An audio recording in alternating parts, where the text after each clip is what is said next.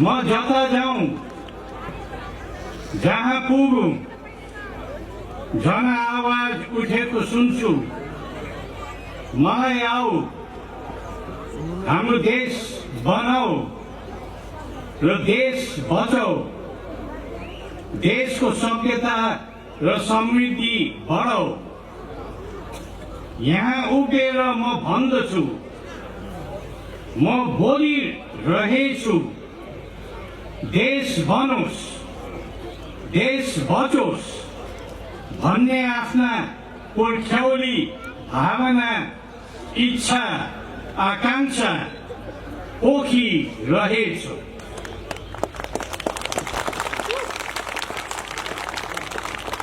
म कतै अन्त गएको छैन। सदा सदा नेपालीका साथमा छु। नेपाल भित्रै छु।